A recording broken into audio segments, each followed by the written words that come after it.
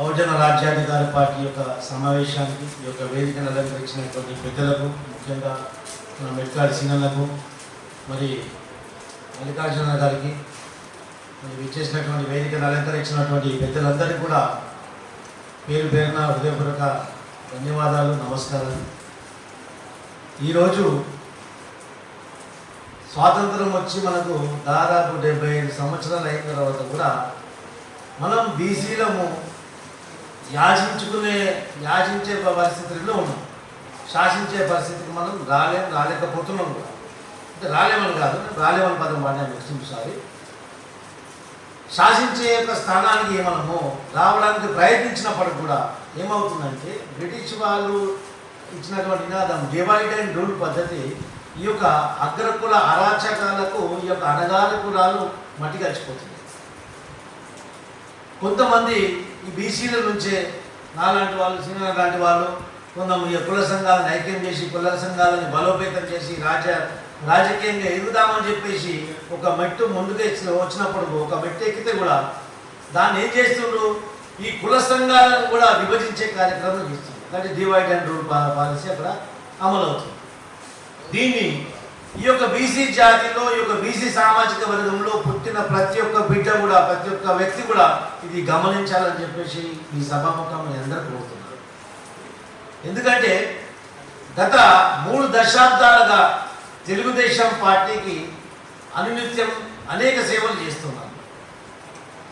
ఈ యొక్క బాబ్లీ ప్రాజెక్టు విషయంలో చంద్రబాబు నాయుడు గారితో సహా నేను కూడా వారం రోజులు జైల్లో ఉన్నాను. అక్కడ ఒక ఎస్ఐ నన్ను కొట్టడానికి వస్తే నా ఈ పడ్డం పెట్టాను, ఈ పంత సున్నం చేయించుకున్నాను. ఆ తర్వాత బయ్యారం గనులలో నా కారు ధ్వంసమైంది. అనేక ఉప ఎలక్షన్స్లలో తెలంగాణ మూమెంట్లో కూడా ఆ రోజు అడ్వకేట్లు దాడి చేసి చంద్రబాబు మీద దాడి చేయడానికి వెళ్తే నేను అడ్డుకున్నాను. అప్పుడు నా తల పలిగి నేను కూడా హాస్పిటలైజ్ అయ్యాను. అంటే ఒక పార్టీ గురించి అనేక ప్రమాదాలు ఎదుర్కొని అనేక కార్యక్రమాలు చేశారు. ఇవన్నీ చేస్తుంటే ఒక బీసీ బిడ్డగా ఈ యొక్క రాజకీయ పార్టీ నాయకులు ఏం చేస్తారంటే భుజం తడుతూ ఉంటారు.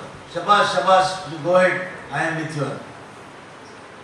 అదే ధైర్యంతో మనం కూడా ముందుకు వెళ్తుంటాం. చంద్రబాబు నాయుడు గారు చెప్పేది ఒకటే, you go ahead, I'm with you, everything I brief. అలాంటి పదాలు వాడుతుంటాడు. ఏమవుతారంటే కార్యకర్తలలో ఉత్సాహం వస్తుంటుంది, ఆయన గురించి చావడానికి కూడా సిద్ధమవుతారు. అలాంటి కార్యకర్తలు నేను ఒకరిని 30 సంవత్సరాలుగా ఆ పార్టీలో కొనసాగుతుంది. ఇప్పుడు ఏమైపోయిందంటే ప్రతి 5 సంవత్సరాలకు ఒకసారి ఎన్నికలు వస్తుంది. ఎన్నికలు వచ్చినప్పుడు ఏమవుతుంది, మన నియోజకవర్గం కాదు, మన కార్యక్రమం చేస్తుంటాం. మనం ఇంకొక బుక్లెట్, మన పాంప్లెట్, మన ప్రొఫైల్ తీసుకొని, సార్ నేను పోటీ చేస్తాను సార్, ఇన్ని సంవత్సరాల నుంచి పార్టీ చేసిన మొత్తం పైన చూపిస్తాను, ఎస్ సో గుడ్ అని చెప్పేసి పరిశీలిస్తామని పక్కకు పెట్టుకుంటాం. తర్వాత బీఫామ్లు వచ్చేటప్పుడు తెలుగుదేశం పార్టీలో ముఖ్యంగా ఒక అలవాటు ఉన్నది. నామినేషన్లు ఏం చేస్తారంటే ఒక నియోజకవర్గంలో తెలుగుదేశం కార్యకర్తలు 10 మంది నామినేషన్ ఇస్తారు. బీఫామ్ ఎప్పుడు వస్తుందంటే నామినేషన్ ప్రక్రియ పూర్తి అయిపోయిన తర్వాత స్క్రూట్నీకి ఒకరోజు ముందు రోజు అయితే స్క్రూట్నీ తర్వాత ఆ క్యాండిడేట్ ఏ క్యాండిడేట్ తెలియదు. తర్వాత ఎవరికి బీఫామ్ వస్తుంది వాళ్ళ క్యాండిడేట్ తర్వాత వాళ్ళందరూ విత్డ్రా చేసుకోవడం జరుగుతుంది. ఇలాంటి కార్యక్రమాలు గత 30 సంవత్సరాల నుంచి జరుగుతూనే ఉన్నాయి. 30 సంవత్సరాల నుంచి మేము టికెట్గా ఆశిస్తూనే ఉన్నాము, మా యొక్క బయట ఇస్తూనే ఉన్నాం. తర్వాత మమ్మల్ని విజయం తట్టి ఈసారి నాకు ఒక ఈక్వేషన్ వల్ల వేరేలో తీయడం జరిగింది. నెక్స్ట్ టైం మీకు సముచిత స్థానం ఇస్తాం, I'm with you, you go head. ఆ గో హెడ్ అనేది గో హెడ్ అయితేనే ఉంది ఇప్పటివరకు. సో ఇలా అనేక సంవత్సరాల నుంచి పని చేస్తూ ఏమవుతుందంటే, మేము యువన వయసు నుండి మిడిల్ ఏజ్కి వచ్చేసినాం. ఇప్పుడు ఆఫ్టర్ 50 దాటిపోయినాం. ఇంకా ఇన్ని రోజులు మేము ఉత్సాహంగా ఉంటాం. కాకపోతే ఏమైపోతుంది, ఇది ఇలాగే కొనసాగిస్తే రేపు రానున్న తరం కూడా ఇలాగే రాజకీయ బానిసగా బతకాల్సిన అవసరం వస్తుంది. అది నా జాతికి అవసరం లేదు. నా జాతి రాజకీయ బానిసగా బతుకోతని ఒక శపథం తీసుకొని ఈరోజు చంద్రబాబు నాయుడుకే వ్యతిరేకించాను. ఈరోజు మీడియాలో నీకు దమ్ముంటే సస్పెండ్ చేయని చెప్పిన చంద్రబాబునే చెప్పిన, నేను మన కోర్ కమిటీలు అందరినీ చెప్పిన. ఒక మూర్ఖుడు మా వాయువు నగర్ నుంచి, మా శాంతనగర్ నుంచి ఒకడు పోయేసి చంద్రబాబు నాయుడు మెప్పు పొందడానికి, అక్కడ ఆంధ్రలో మెప్పు పొందడానికి దుర్మార్గుడు పోయి తెలంగాణ గడ్డ మీద పుట్టినందుకు మనము సిగ్గుతో తలవంచుకోవాలి. అలాంటి వాడు పోయి తెలంగాణ అనే పదం ఏ డిక్షనరీ లేదు, ఆంధ్ర పదం అనేది డిక్షనరీలో చూసా, అక్కడక్కడ చూసిన పుస్తకాల్లో. కానీ తెలంగాణ పదం అనేది ఏ డిక్షనరీ లేదని చెప్పేసి వాళ్ళని మెప్పు పొందడానికి, ఈ యొక్క ఆంధ్రలో మెప్పు పొందడానికి మహానాడు వేదిక నుంచి ఇలాంటి వ్యాఖ్యలు చేయడం జరిగింది. ఇలాంటి వ్యాఖ్యలు చేస్తే మొత్తం యావత్ తెలుగుదేశం నాయకులంతా కూడా ఎవరు స్పందించలేదు.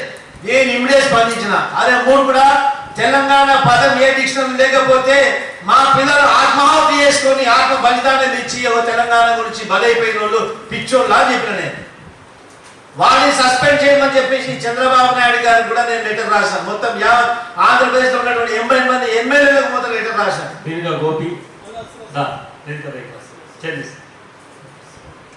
బహిరంగంగా వాళ్ళని సస్పెండ్ చేయాలని చెప్పినాక కూడా ఈరోజు అతని మీద సస్పెన్షన్ లేదు.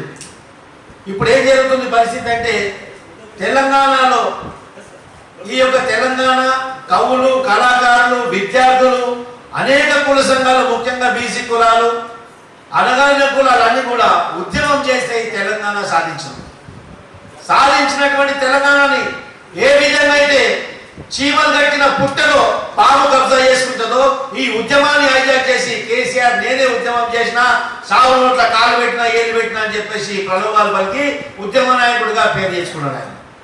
కానీ వాస్తవానికి ఉద్యమం చేసినంత కూడా కవులు, కళాకారులు, బడిగిన వర్గాలు, బడుగు వర్గాలు అందరూ కూడా, ఈ యొక్క విద్యార్థులందరూ కూడా ఈరోజు ఆ రోజు తెలంగాణకు ఉద్యమం చేస్తేనే ఈరోజు తెలంగాణ సాధించుకోగలిగినాం. కానీ తెలంగాణ పేరుకు మాత్రమే సాధించుకోగలిగాం. తెలంగాణని మనము అనుభవించట్లేదు ఈరోజు. ఏ విధంగా తెలంగాణ పదాన్ని తెలంగాణ గడ్డ మీద పుట్టిన పిల్లలు, తెలంగాణ గడ్డ మీద పుట్టిన వ్యక్తులు ఎవరు కూడా అనుభవించట్లేదు. ఏ విధంగా అంటే నీళ్లు, నిధులు, నియామకాల గురించి ఈ యొక్క రాష్ట్రం వెళ్ళిపోయింది. నియామకాలు ఉన్నాయా సోదరులారా? ఒకసారి నా ప్రశ్న కూడా జవాబు ఇవ్వాలా. తెలంగాణ విభజించిన తర్వాత నియామకాలు అనేది సక్రమంగా జరుగుతున్నాయా, జరుగుతలేవా? జరుగుతలేవు. ఎందుకు జరుగుతలేవంటే, ఈ యొక్క ప్రభుత్వం పైన నియామకాలు జరగాలంటే నియామకాలలో రిజర్వేషన్ ప్రకారంగా ఎస్సీ, ఎస్టీ, బీసీ, మైనార్టీ వీళ్ళందరూ కూడా అవకాశం దొరకాలి. వీళ్ళకి అవకాశం దొరికితే వీళ్ళు అభివృద్ధి చెందుతారు. వీళ్ళు అభివృద్ధి చెందితే ప్రశ్నిస్తారు.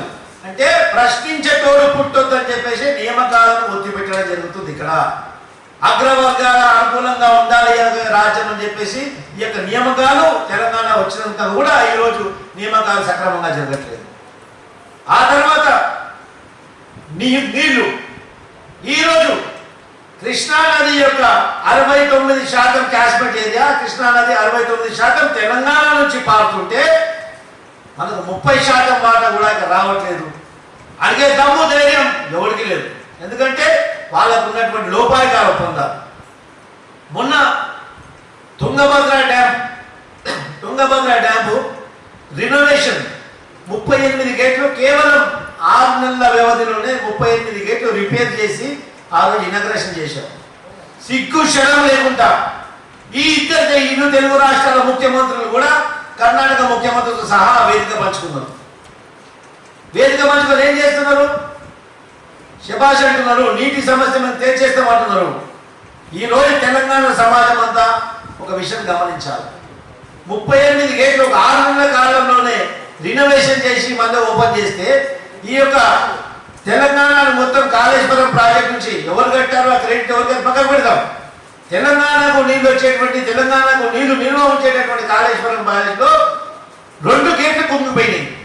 ఆ 3 సంవత్సరాల కాలంలో 2 గేట్లు రిపేర్ చేయ చాకలు అవుతలేదు. ఎందుకంటే అది ప్రాజెక్ట్ కొట్టుకపోవాలా, నేను ఇంకోటి మీద మనువయ్యాలా, తెలంగాణ మొత్తం సర్వనాశనం కావాలా, మళ్ళీ నేను కొత్త ప్రాజెక్టులు తీసుకురావాలా, అందులో మళ్ళీ నేను ఇంటికి తీసుకుపోవాలా. ఇలాంటి దురుద్దేశంతో ప్రజా వ్యతిరేక కార్యక్రమాలు చేస్తున్న ఈ ప్రభుత్వాలు. ఒక విషయం గుర్తుపెట్టుకోండి, ఈ రోజు మనం ఉన్నటువంటి 3 ఫీట్ల ముఖ్యమంత్రి ప్రతిపక్షంలో ఉన్నప్పుడు ప్రతిరోజు మెగా కృష్ణారెడ్డి మీద మన్నెత్తి పోసేది. గుర్తుందా సోదరులు అందరూ? ప్రతిరోజు ఏ రోజు కూడా మెగా కృష్ణారెడ్డిని తిట్టింది, మెగా కృష్ణారెడ్డిని విమర్శించే దినం లేకుండే. కానీ అతను ముఖ్యమంత్రి అయిన తర్వాత వారం రోజులకే 5 గంటల రాత్రి, నేను సాక్ష్యాధారంతో సమర్పిస్తా, 5 గంటల రాత్రికి రేవంత్ రెడ్డి ఇంటికి మెగా కృష్ణారెడ్డి వచ్చిపోయిన తర్వాత మెగా కృష్ణారెడ్డి పేరు మాత్రం పూజ తీసుకోవట్లేదు.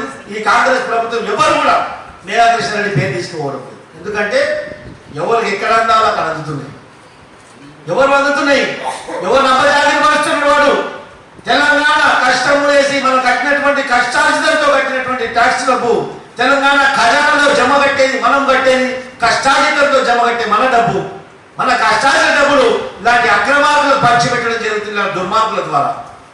ఇది అరికట్టాలంటే బీసీ బిడ్డ బీసీలకు రాజ్యాధికారం కావాలి, బీసీ బిడ్డ ముఖ్యమంత్రి కావాలా, బీసీలకు అన్యాయం జరుగుతుంటే అమ్మా వాయిస్ ఇచ్చేటోడు కావాలా, గలమెత్తటోడు కావాలా. వాడు కరువైంది అంటే బీసీలలో దమ్ము లేదు కాదు, దమ్ము ధైర్యం పౌరుషం ఉన్న బిడ్డలు బీసీలో చాలా మంది ఉన్నారు. కాకపోతే బీసీలని ఒక వేదికను రావడానికి బీసీలందరూ కూడా ఒక వేదికలు ఏర్పాటు చేసుకోవడానికి ఇప్పటి వరకు అవకాశం కల్పించట్లేదు.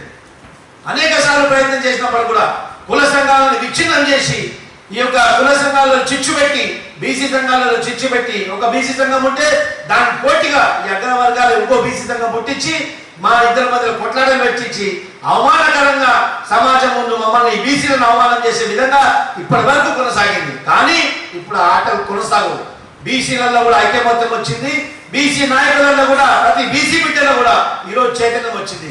మనం కూడా మనకున్నటువంటి 50% మాటలో మనం కొట్లాడాలి, మనం పోరాడాలి, మన ఓటు మనకేసుకోవాలి, మనం కూడా రాజ్యాధికారం సాధించాలి, మనం ఈ రాష్ట్రాన్ని పరిపాలించాలని చెప్పేసి ఆ యొక్క భావన, ఆ యొక్క స్పార్క్ ఈరోజు బీసీలలో కూడా ఉంది. అదే నినాదం, అదే భావనతో, అదే ఆలోచనతో ఈరోజు మెడ్గాడ్ సీనన్న కూడా ఈ యొక్క బహుజన రాజ్యాధికార పార్టీని స్థాపించి బహుజనులకు మనం టికెట్లు ఇవ్వాలా, ఖచ్చితంగా బహుజనులకు మనం రాజ్యాధికారం కల్పించే దిశగా మనం ముందుకు తీసుకుపోవడానికి ఒక మెట్టేశారు, ఒక అడుగు ముందుకేశారు. వారికి మనస్ఫూర్తిగా అభినందన తెలుపుతున్నాను. అదేవిధంగా ఎందుకంటే నేను పుట్టిన జాతి నేను చెప్పుకోవాలి, ప్రతి వేదిక పైన ఏ డిబేట్ ఉన్నా నా జాతి పేరు నేను చెప్పుకోవడం నాకు అలవాటు, నేను గర్వంగా భావిస్తాను. నేను నాయి బ్రాహ్మణ కులాలను నేను జన్మించిన, నాయి బ్రాహ్మణ సామాజిక వర్గం జన్మించిన. నాయి బ్రాహ్మణులు అంటే పిల్లవాడు పుట్టి నుంచి ఐదవ సంస్కృతిలో పుట్టి నుంచి కాటి వరకు కూడా నాయి బ్రాహ్మణుల యొక్క ప్రాధాన్యత ఉంటుంది. ఒక బ్రాహ్మణుడికి ఐదవ సంస్కృతిలో ఎంత ప్రాధాన్యత ఉంటుందో నాయి బ్రాహ్మణులకు కూడా అంతే ప్రాధాన్యత ఉంటుంది. కానీ ఇక్కడ చూడండి,